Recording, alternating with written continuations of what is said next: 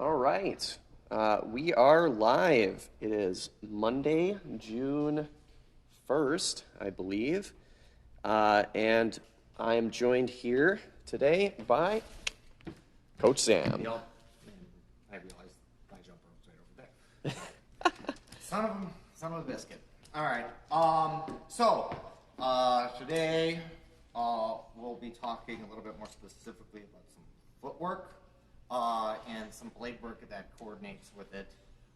It's basically a lot of stuff that I talked about last week. We're coming off the line for you Sabers and what you're going to be doing going forward.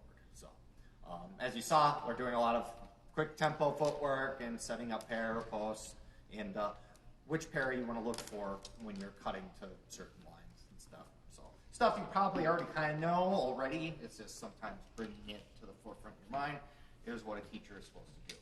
So, all right, so we'll get started since we're super late. You guys can write the bad review. It's okay. And let's get on with it. Jump some rope.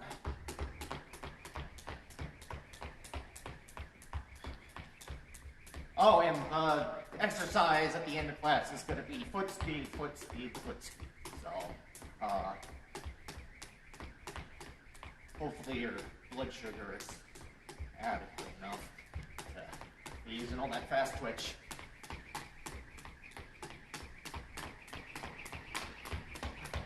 I'm going to do this maybe for another minute or so.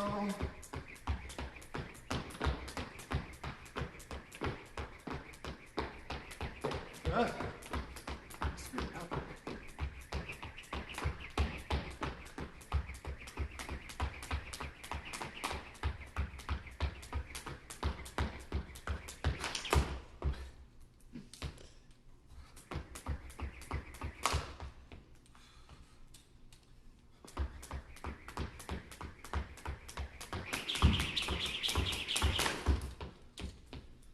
Oh, of course I have to do the obligatory whack myself on the shin.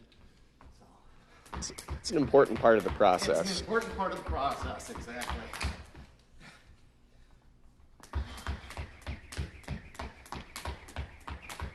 All right, cool. So put this off to the side. We'll do a kick stretch. Maybe about 10 kicks on each side. So again, if you guys are at the Zoom class, using your arm as counterbalance. We'll get started. I was actually being a dork and walking around in the woods, and I was carrying a fair amount of stuff, and I had a fishing rod in my hand and like a bag.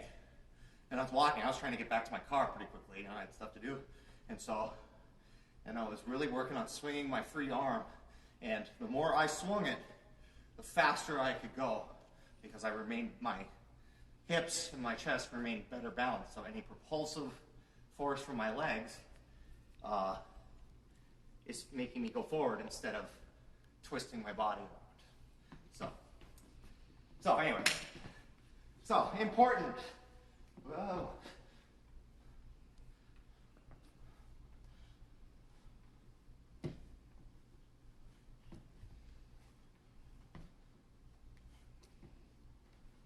All right. The other side.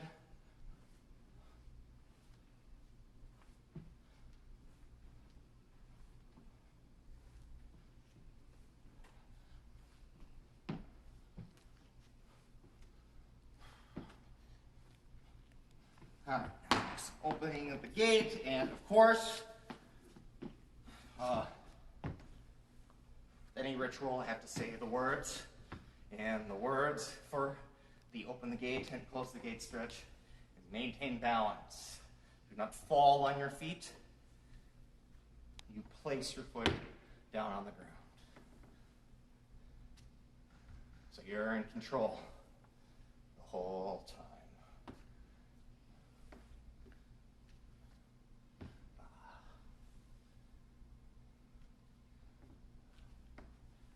All right, let's close the gate. Same idea. In control. You're not about to fall over. Whoa.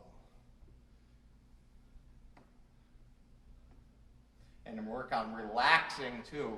That keeps your balance better if you relax as well.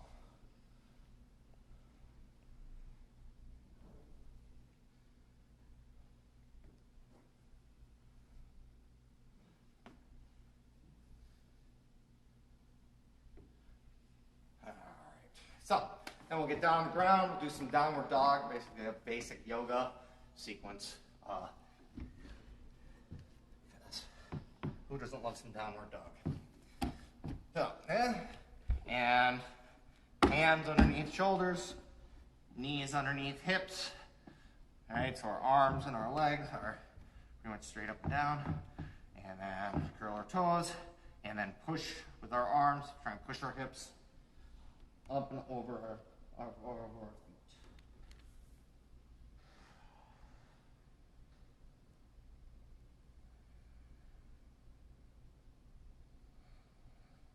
Just like any stretch, breathing is important, whether you're doing yoga or you're just, doing your normal stretch routine. Breath control is paramount.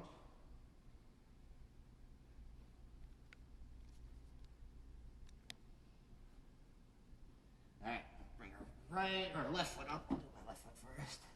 We'll rise up to here, and we're gonna lean forward. Try and stretch out these muscles along our ribs, our side.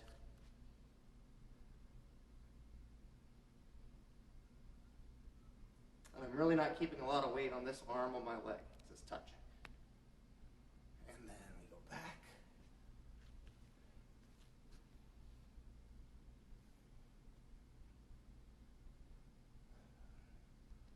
And then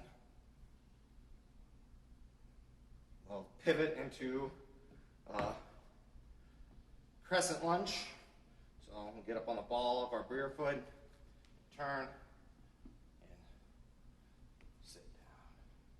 And if you need to adjust your feet so that I'm feeling the stretch here, and I'm starting to feel the stretch in my calf.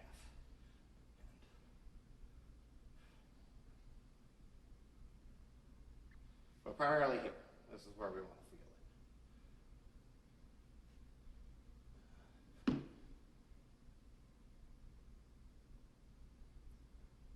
All right. Then we'll go down to the ground. Chest to the ground. Up dog. Curl the toes. Push yourself.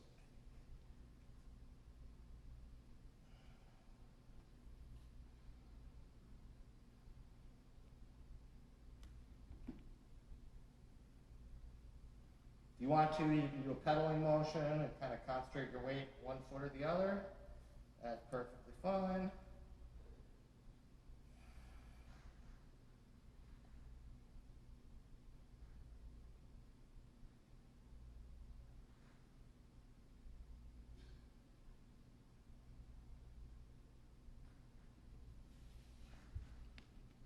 All right, bring our right foot forward.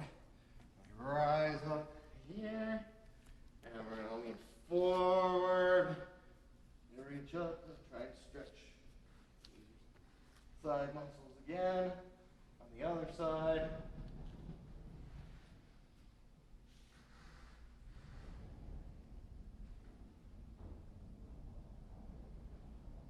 Then we'll lean back.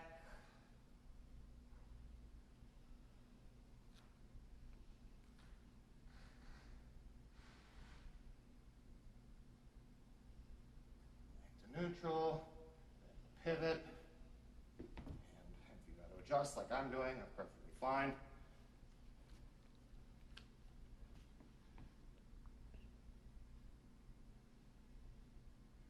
I mean, it's cool to look like that super smooth motion that you see like people that do a lot of yoga, That's cool, and that's good, that means that they're, have done it for a long time. But you don't necessarily need to be like, if you're not doing that, that doesn't mean you're not accomplishing anything, right? Because really what we want to be talking about, especially beginner yoga, is like, are you feeling where the stretch, is the stretch happening where you want it, right?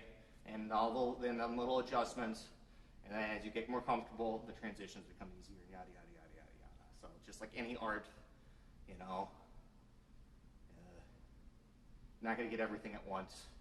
You're going to get some things, and some other things are going to be troubles themselves. That's the way it is. So, besides, your fencer's not yogis, so, you know, like, what do you want to get good at? All right, back to neutral, which I didn't do last time, that's all right, and then down to the ground.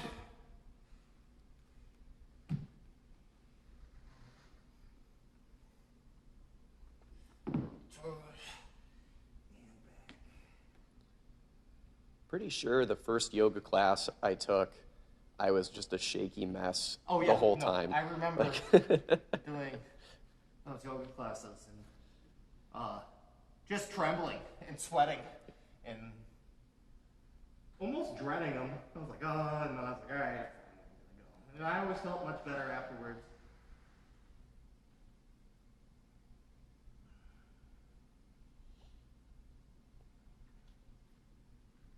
All right. Boing. Okay, so now we'll get into some footwork.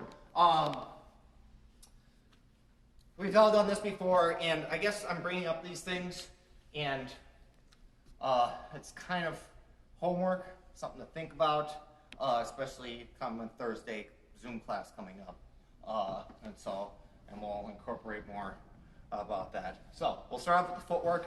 Always basic footwork that I, again, stole from another coach, because that's how you learn things as a coach, or a large part of it. Some of it is inspiration. You're like, wow, I can't believe I didn't notice that. Other stuff you just steal or ask for, yada, yada, yada. So 1, 2, 1, 2, and then heel toe, right? So we're on guard, nice soft bend in our knees, right? We don't need to get too low, nice and chill and relaxed.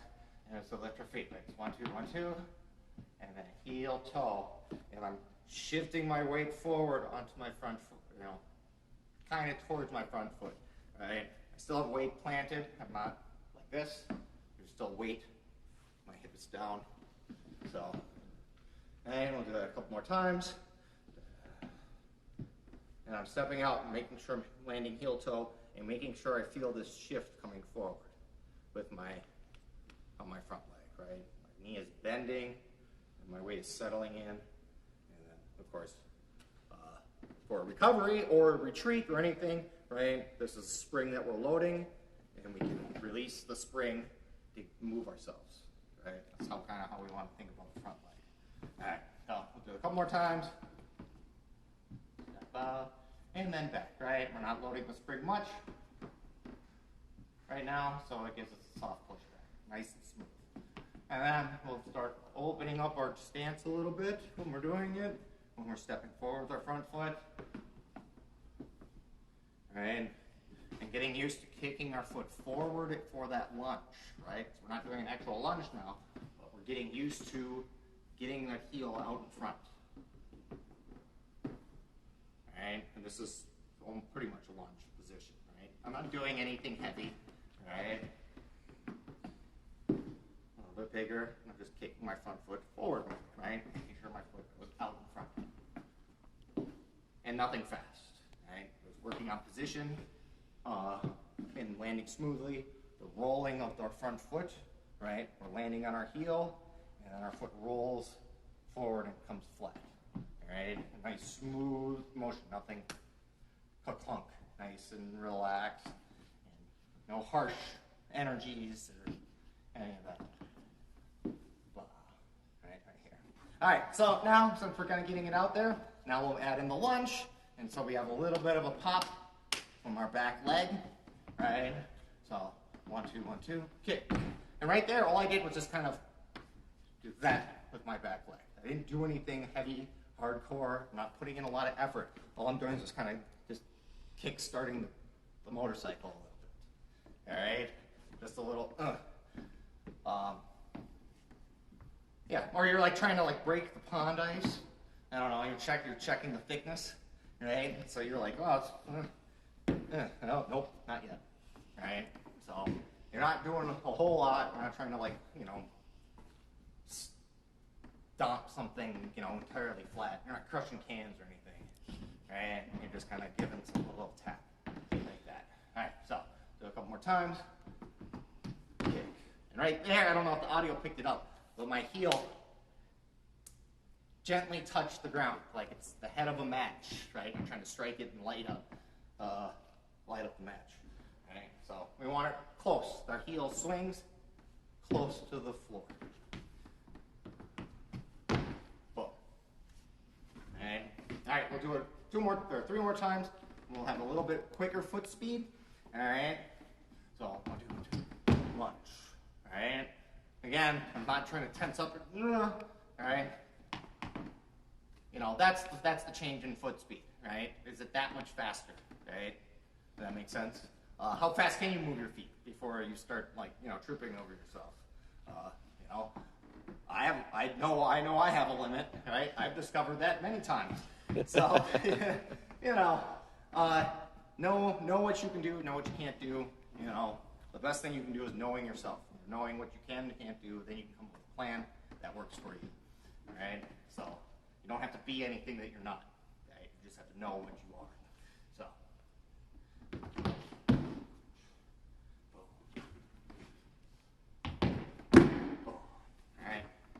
All right. Okay, so now we'll add in a little bit of, I saw a fair amount of people in the Zoom class. So I'm taking that as a bit of data that I can adjust things on. And it looked like people had enough room to do a double advanced lunge. Okay? So we'll go with that. If you don't have it, now, again, like you're watching this in the closet for some reason, and you can't, like, you know, and so you're not able to do a lot of it, that's okay. These are things to practice pretty much all the time, right? So whenever you have a chance, you know, you can look this back up, and really, the footwork and the blade work are the important things that I want you to remember from the class. So, all right. So we'll push, right? So we're gonna go push, push with our back leg, right? So we'll start off a little slower, right? Push, push, lunge, right? 1, 2, 3, right? And when I'm hitting the ground, I'm not going advance, advance, lunge, right? I'm going push, push, lunge, push, push, lunge. That's not stamping the ground. It's like I told you not to do a second ago. But, right? I'm pushing against the ground hard. I'm bringing my foot up, and then I'm pushing against the ground again, right? So I'm not setting it down. I'm hitting, or I'm pushing against the ground immediately, right? Trying to shove it away, as it were. So, push, push, push. And nice, relaxed arm. And you're extending the arm for sure. Always nice and relaxed. For this, if we're getting into blade work, if you want to practice high hand, low hand, that's a detail that is important. So it's something you can add a little. It's a little different flavor to the drill. Something else to concentrate on. You know, details, details, details. So do it 3 more times, right? And we'll kind of pick up speed a little bit. Oh.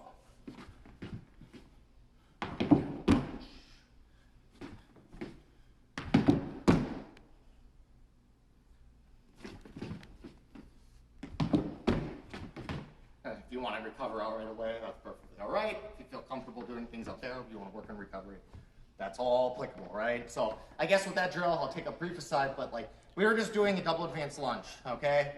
We can do that same thing, and we can work on hand placement, right? In, I guess, recoveries, and I guess, hand placement, and then we're going to get into the other stuff that you can work on just by the same footwork drill, right? Or the same footwork tempo.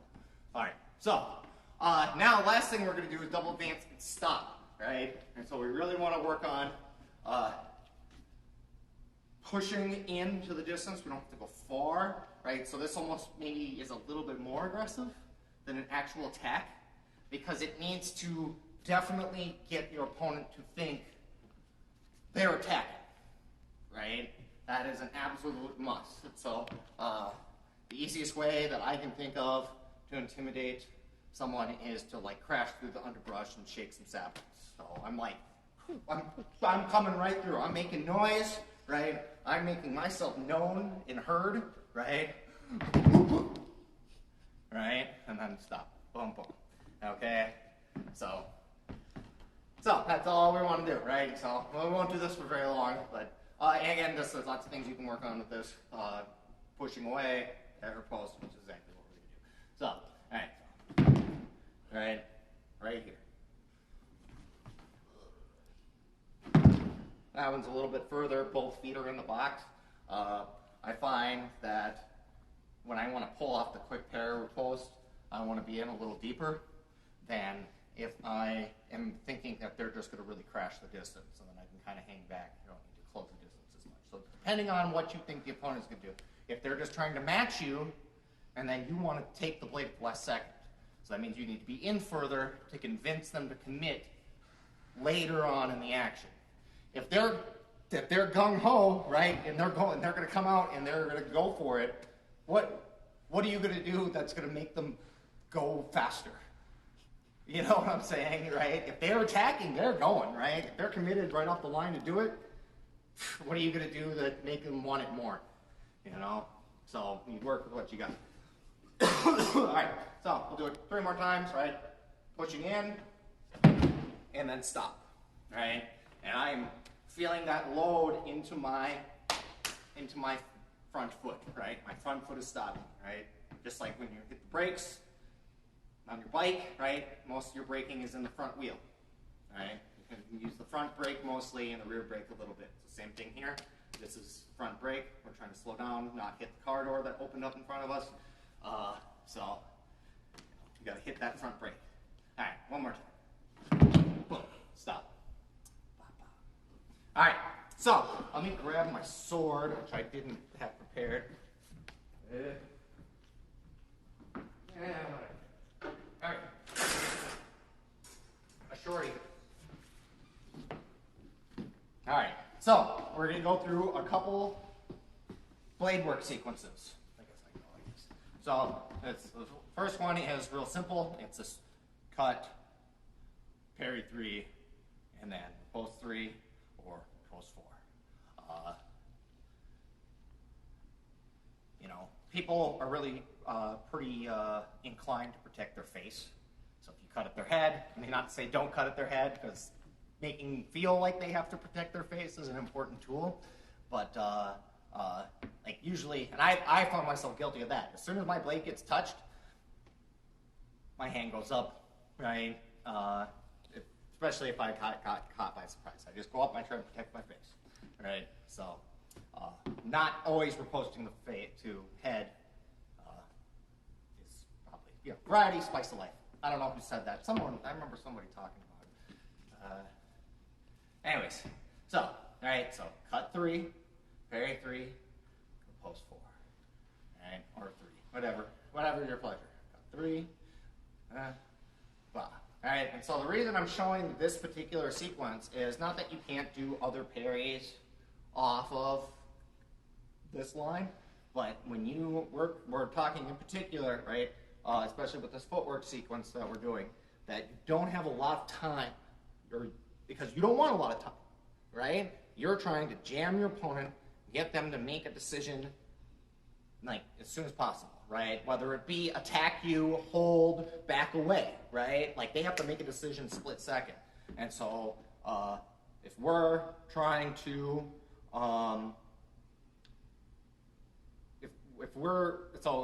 we don't want them to have a lot of time, that means we don't have a lot of time. So we need to be thinking about when we're placing our blades, what parry are we going to be, you know, going to do from that position, right? Because there's certain things. It's going to be hard for me, especially if someone is shorter than me. I'm going to have a hard time transitioning to 4 from this position, right? That's going to be difficult. I'm going to need some time, you know, back up or something. And if that's not the situation I created, then I'm in trouble, right? I need to be thinking about other, you know. So parry 1's applicable, right, and all that stuff. But we're going 3. So I'm just kind of bringing this up, and it's really to get your head going on this, right? What is it that you want to do, right? So maybe what's your worst parry, right? So you know you can practice that, and also you can think about how you want to set things up, right? What's your strongest parry? What's your strongest cut, right? And all that stuff. And so I want you to start thinking about, just think about that, right? What is it that you want to have happen in the specifics of it, right? I like going parry 4, so how do I set up parry 4, right? Not to say that you should always do a parry 4, you should be able to do anything, but everybody has inclinations, right? You can't be perfectly, like, equally skilled at everything in fencing. Everybody has inclinations, and it goes back to what I was talking about. Know thyself, right? If you know what you like to do, then you know how to disguise it, and you can know how to, disguise it or force it on people or set it up so that the person has to do the thing that works with what you're trying to do and all that stuff. So, you don't have to be perfect at everything, but you just have to know what you can and can't do, and what you like to do and what you don't like to do, and not worry about so much about what you should be trying to do, and, shouldn't be, and all that stuff, right? Okay, so we'll do it a couple more times, right? And so with any action, when we're practicing this, I want you to be thinking linear actions with our hands, right? So my hand is going forward, back, forward, right? Because I'm using all these big muscles on my arm and in my shoulder, and I'm not trying to swing the arm, because when I do that, even against this is a big lever against these muscles in our forearm and stuff. And also, if you let your hand get twisted too much, by the weight of the sword, that actually is like a wrist block in Aikido. You get your hand in like this position, so you're weak, right? And kind of this. And so we want to be strong, because then we can be efficient, right? We don't have to use little muscles, we can use big muscles, and we don't get tired.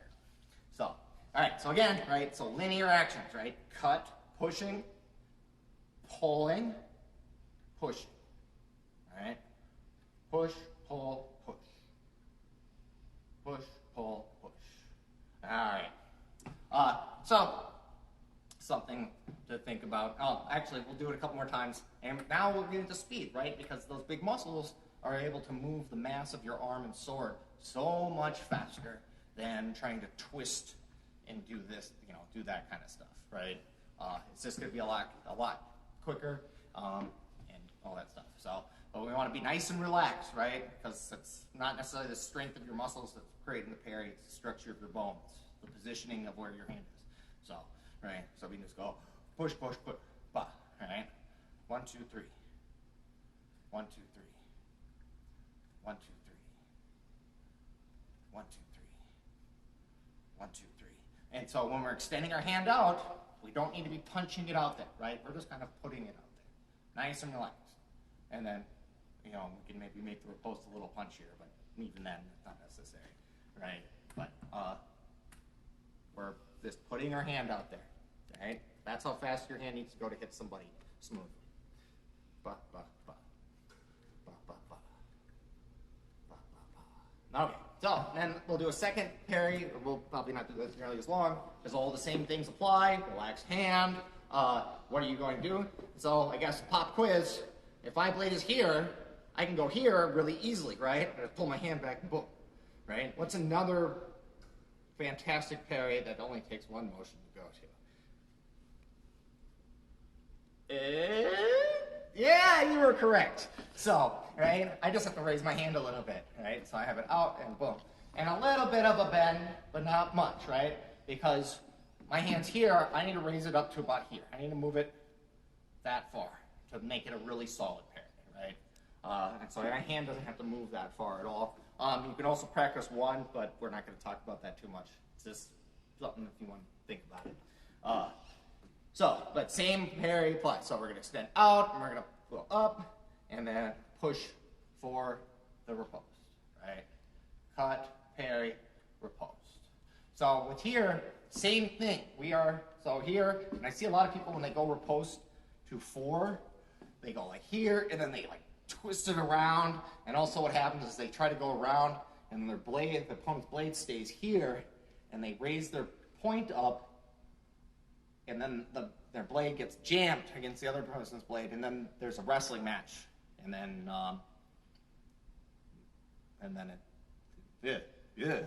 right?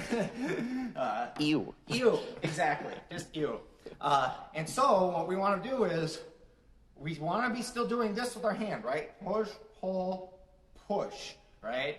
But what I'm doing is, imagine there's like a post right here, right at the center of balance of the sword, and you want to be pushing against that post. So you're making the blade swing around. And if you notice, the blade is going over my head. Point is going behind my head.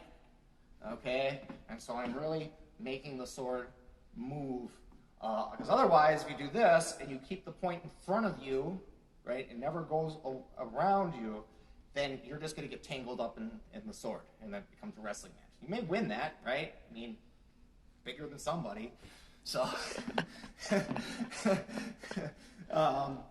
but that's not going to work, right? You're not going to beat someone necessarily stronger or just has better like feeling with the blade, right? I mean, you're just going to get caught up. They're going to feel the leverage, and boom, and they're just going to, it's not going to work.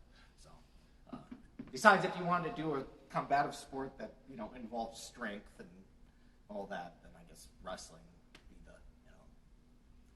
that. Yeah, there you go. So you can go get thrashed around by a bunch of dehydrated psychos in a padded room. It's actually a lot of fun, but that's beside the point. All right, so cut here, and then I'm relaxing my grip, right, and I'm just pushing my hand forward, and the blade follows behind. Boom. And then here, my fingers snap the blade into place. Boom. All right? So my fingers open, close. Very close. So, ba, ba, ba. Ba, ba, ba. All right. So we'll do that a little bit. I guess we'll go at speed since we have time. All right? So you just go, you're out nice and smooth and slow, right? Or not like you're not punching it out there, right? Because if you're doing an actual cut, I don't know, that's gonna look, that's gonna catch the person's eye. You wanna be nice and smooth with your hand, right? So that your blade just kind of all of a sudden appears on their target area. And then that punching kind of tenses up so you're not gonna be able to do a parry afterwards as easily because you're right? Not punching through a pine board or anything. So, and then, so yeah, they're not gonna see or they're gonna react to it. Also, if you want them to maybe attack you, right? So maybe if they're choking, if they're pausing and all of a sudden you're just smooth extending in, right? You're right, hit them. But if you want them to think that you're attacking, so you get them to attack, if all of a sudden you do something weird, right? That wasn't the same as before, right? I talked about that on last Monday. Was we want things to look right. So the attack, double advanced lunge, looks like the setup for parry repose, which looks like the setup for pulling distance, which looks like the setup for tack and prep, right? So they don't know, right? It's the same look, right? So the tempo's the same, right? Maybe the distance closes the same, but also, especially against higher level fencers, the hand needs to be the same, right? So we're putting our hand out there like it looks like we're attacking to get them to try and attack towards us, right? Oh, look, right? And so we don't need to have a punchy hand, right? I'm not trying to do any concussive things. And we want the attack to be smooth because then it's a smooth, then the setup for the parry repose is smooth. So, and then when your hand goes out, and you start and then you stop and they think, oh no, he's going to parry, or she's going to parry, wherever, right? Or they're going to parry.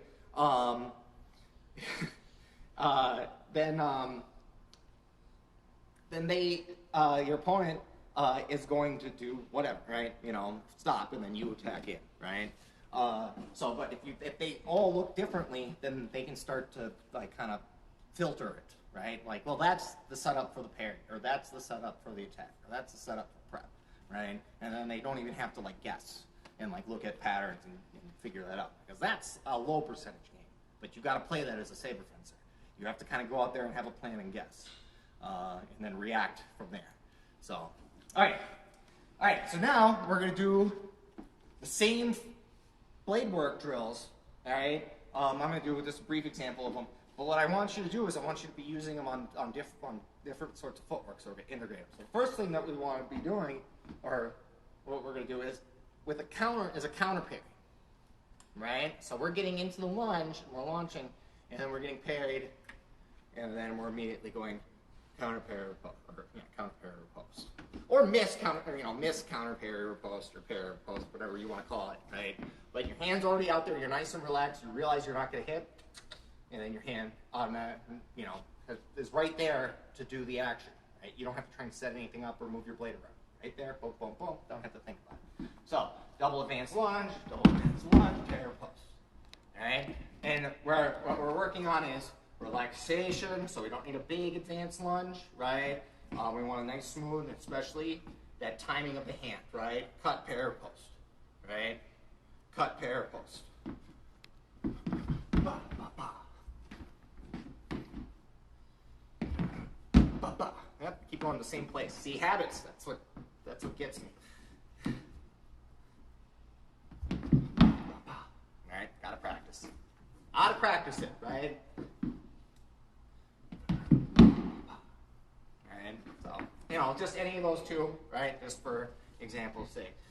So when we're doing this double advanced lunge, right, again, relaxed, long, right? We're kicking out, right?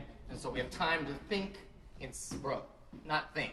We don't have time to think fencing, especially saber fencing. But you have time to get information, to receive data, right? And that's what we want to do because, we practice all these simple things over and over and over again so you can recall them without thinking, right? You don't have to think about how to do the actions. Right? That's what we practice all the time.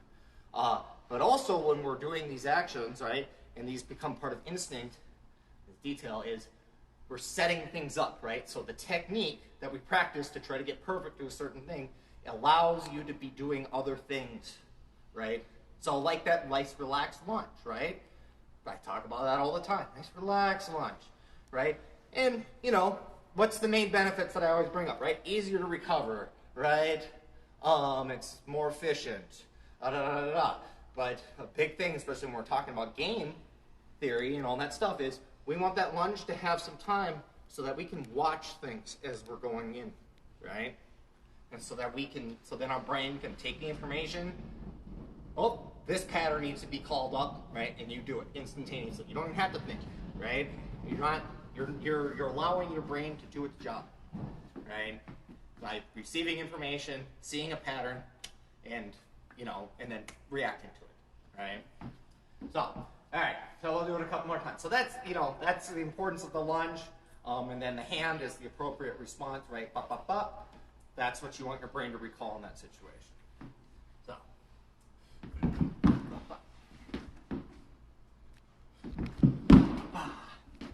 Habits. Jeez Louise.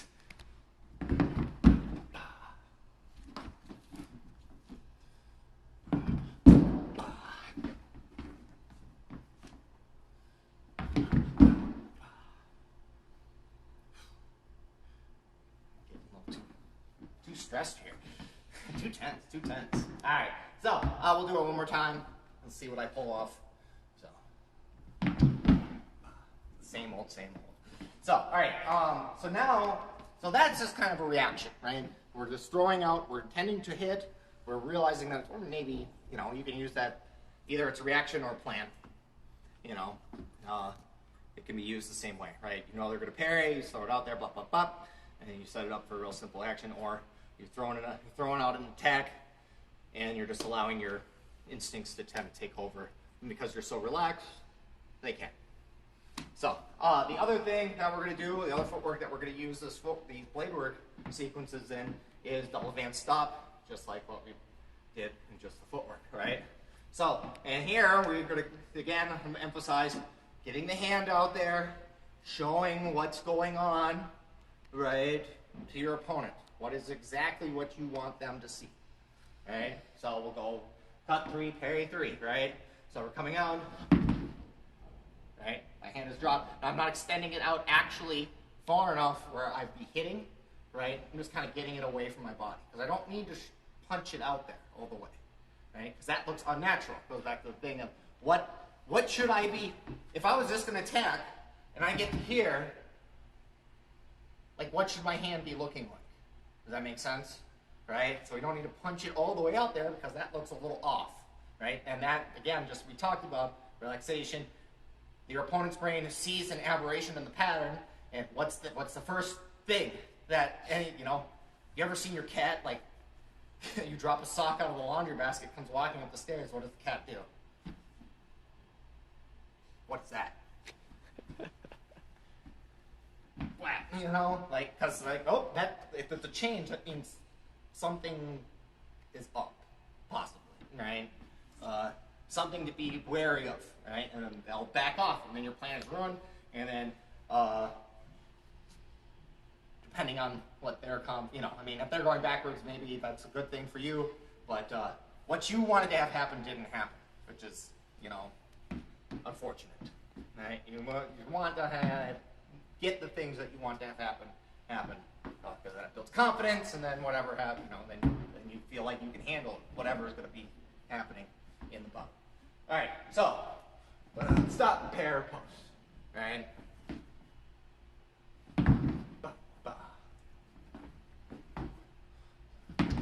Right, I'm putting my hand out. I'm not extending it out all the way into a hitting action, but I'm definitely extending it away and making it look like I'm getting ready to launch into an attack, right? From the get-go of me coming off the line.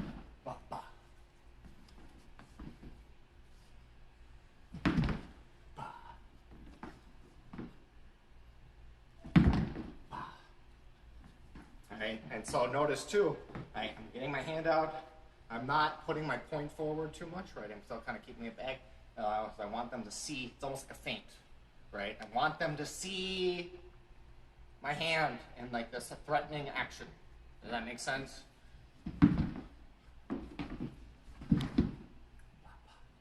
Right. And four, you can do it from a lot, there's lots of things that you can buy, lots of different hand positions. But, against you, what do you want your opponent to see? What have you done, right? So if you like cutting the three, then set up parries with three. Works good for you.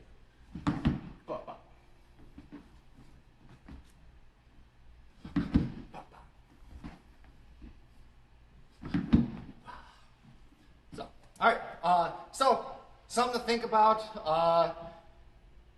Practice them, right? And this is stuff that you can feel on your own, right? We can't work on distance, like I've said pretty much every time, but that's just the way it goes.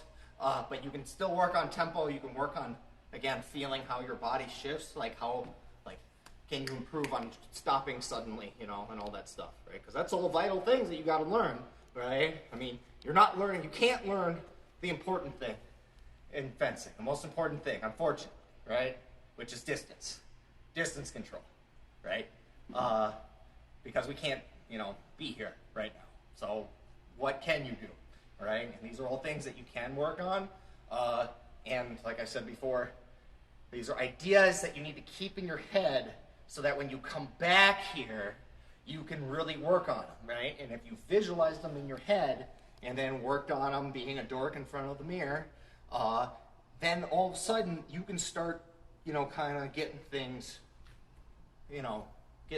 lined up the right way, right? But if you come in here like, oh, I don't know, watch, no, that's me, I watch Sopranos the whole time, but like you sit around and you kind of dilly-dally and, you practice on things and you didn't really think too much about it, well, then we're going to have to restart thought processes, right? And so that's the thing that you can work on. So lots of people are. I'm not trying to shame anybody. It looks like a lot of people are working hard and taking it seriously. So it's just my attempt at a pep talk, I guess. So be inspired. All right. So let's get on to the exercise. Where's my phone go? All right. So the exercise is, we don't need, because we're just doing them standing still, unless you got a plyo ladder. That's what you need, not a Tabata ladder. You need a plyo ladder. If you have one taped down, fantastic, use it, all right? And then if you don't, we're just gonna do it in place. I don't have one put down, so I'm just gonna do it in place. All right. So what we're going to do is we're gonna do Tabata, right? And so we're gonna have. There's no rest in this Tabata, right? So you have 20 seconds, and we're gonna do an exercise. We're gonna start with the top. So you're gonna do thunder, right? And then when the beeper goes off, we're gonna do 20 seconds of burpees, right? And then when the beeper goes off, then we're gonna do 20 seconds of jumping on one foot, trying to do that really fast. Then when that goes off, then we're gonna do some burpees, and then we're gonna do the other foot, and so on and so forth, right? So we're gonna do we're gonna do one exercise per set in the Tabata, right? And then burpees in between. So hopefully the chicken stew doesn't come up, but probably not. We'll see. All right.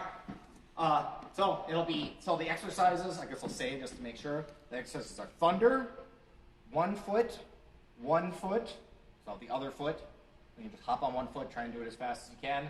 Crisscross, icky, so, alright, just do that. Skis, right, on either side of a line, imaginary or real, whatever. Hopscotch, pretty simple. You just your feet are apart, and you're just right in and out. And then grapevine, right? So.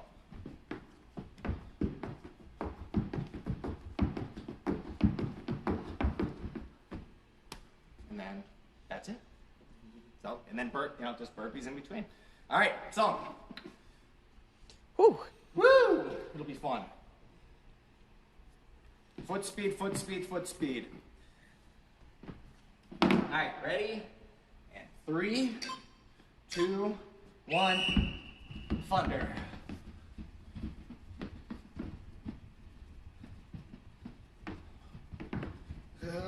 These old legs with Bob Vila.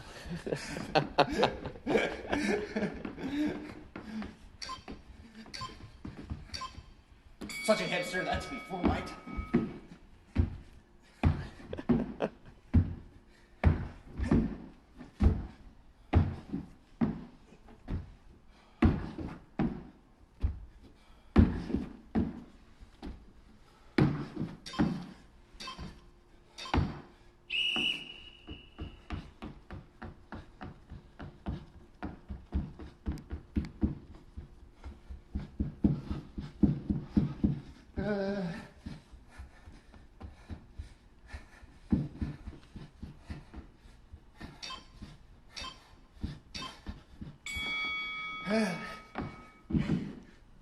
Burpees are the easy part.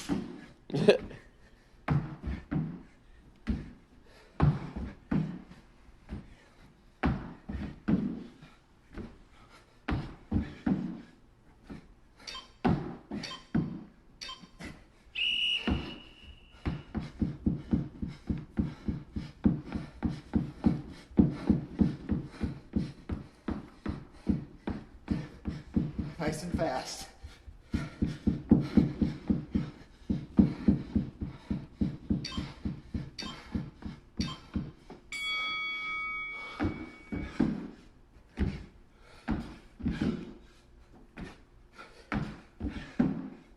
If you can't do push-ups in the burpees, then don't do them. This is fine. Crisscross.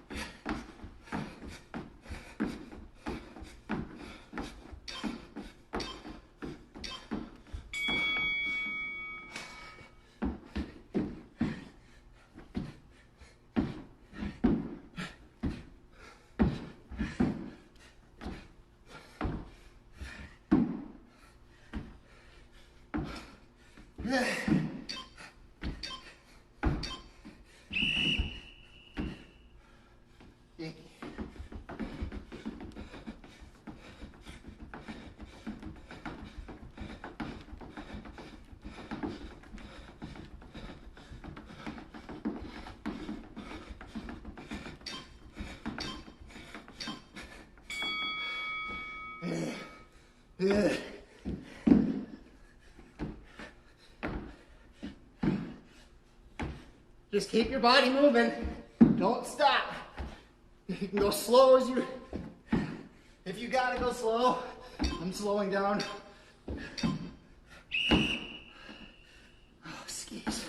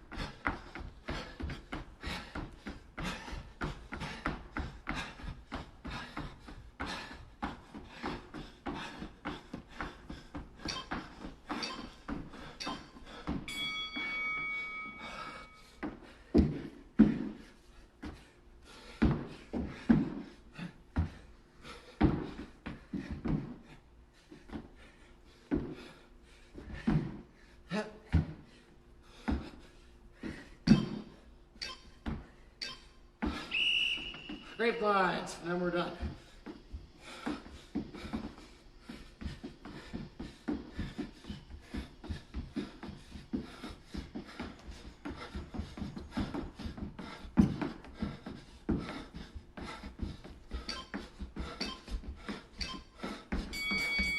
Woo!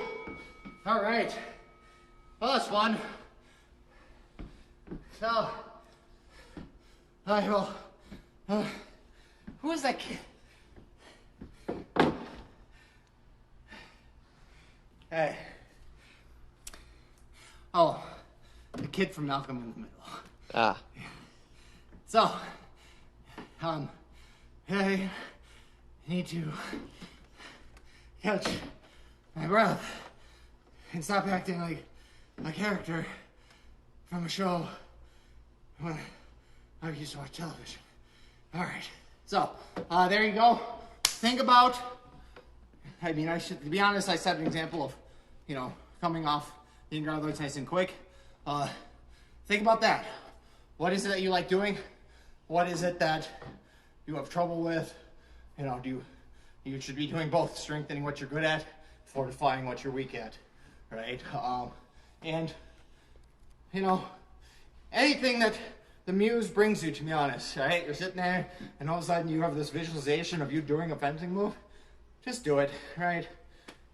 Play with it. I do that all the time. People would always look at me weird, because all of a sudden I'd do a hand action. People thought I was crazy, which I am, but, I didn't care, right? Just thinking about stuff. So think about it, right? Think about it. Play around with it, right? Keep your head in the game, essentially. So, on that note, stay hydrated, like I should be doing here in a moment. Stay safe, especially nowadays, right? And don't touch your face.